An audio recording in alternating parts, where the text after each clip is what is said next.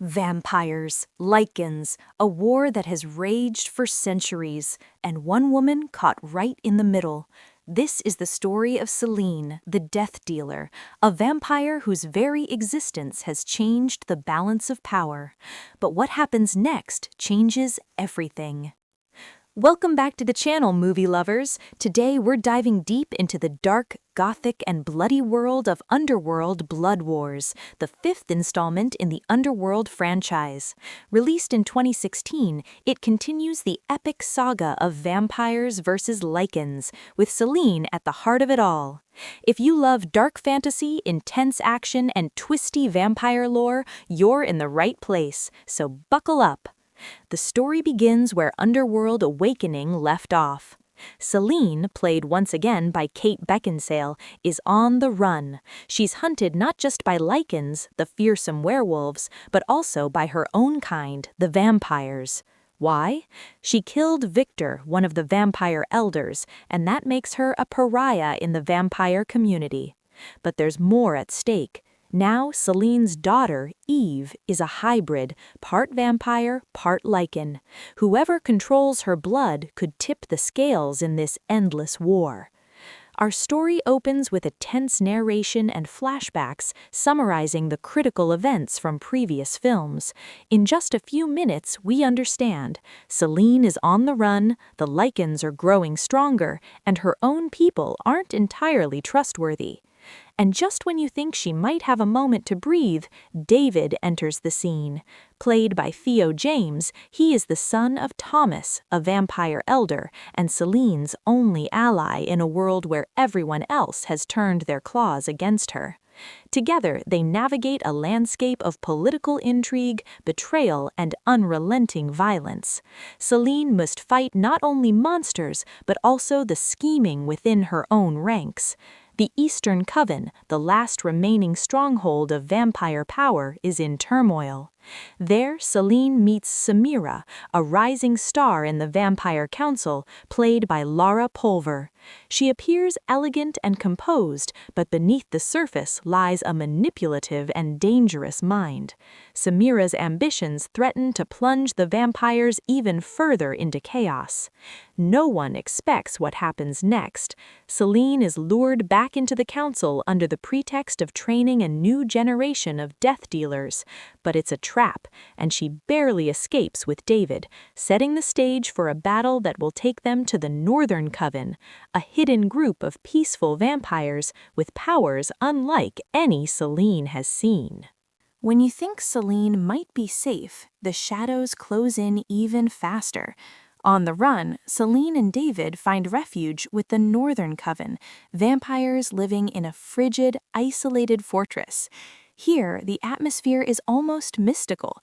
These vampires wear white, their hair like angelic halos, and they can teleport ghost-like from place to place. But peace is short-lived. Semira is consolidating power back at the Eastern Coven, exploiting every weakness. She's ruthless, charming, and utterly unpredictable. While the Lycans, under their cunning new leader Marius, played by Tobias Menzies, grow stronger by the day, the vampires' defenses crumble.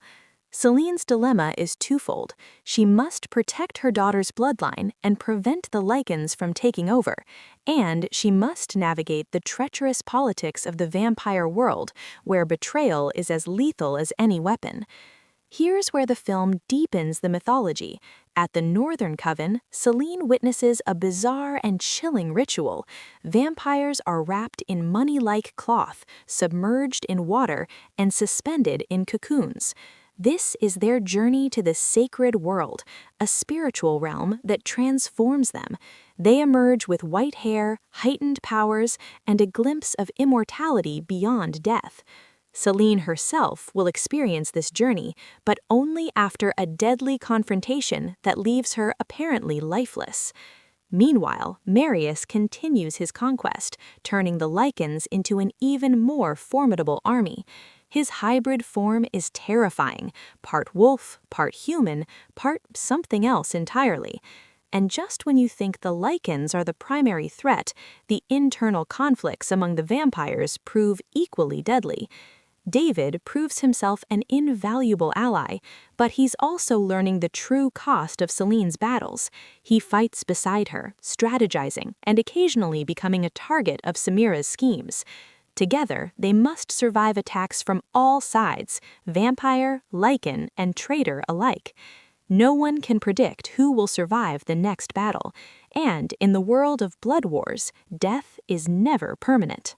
Just when you think the game is clear, the board flips entirely. As the plot thickens, we discover Semira's ultimate ambition. She wants Selene's unique powers, including her ability to walk in sunlight, a gift that most vampires only dream of. Her manipulation is cunning. She pits allies against each other, orchestrates assassinations, and threatens the fragile alliance between vampire covens.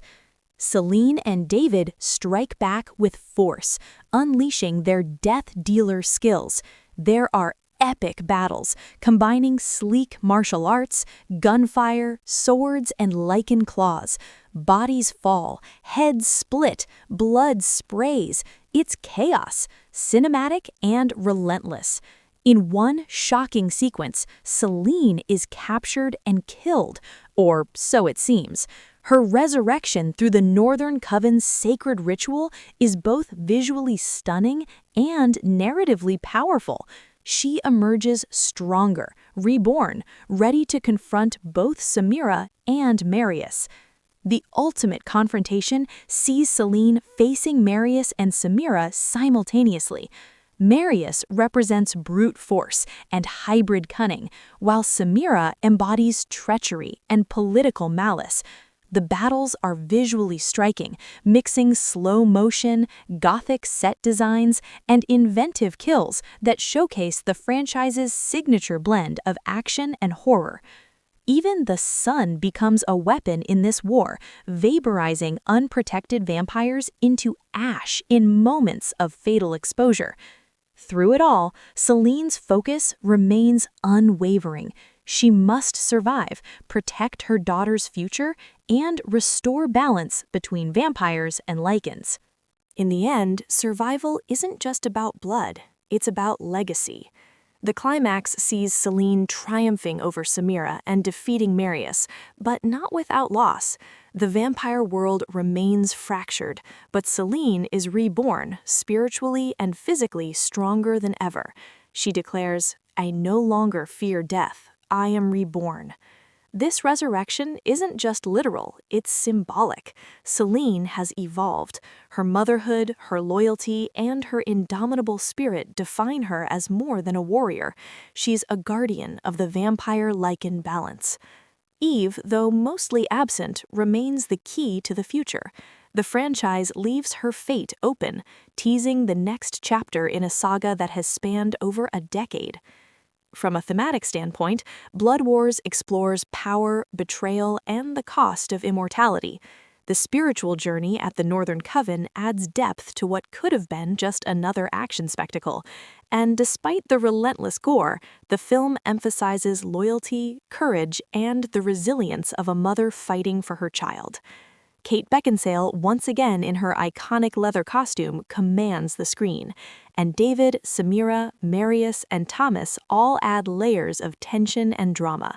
Ultimately, Underworld Blood Wars is a dark, gothic thrill ride. It's violent, bloody, and sometimes over the top, but it's also compelling, especially for fans who have followed Selene's story from the beginning. And that's the story of Underworld Blood Wars. If you enjoyed this deep dive into the dark vampire Lycan world, make sure to subscribe, hit that like button, and stay tuned for more movie recaps, explanations, and hidden secrets. Until next time, watch the shadows.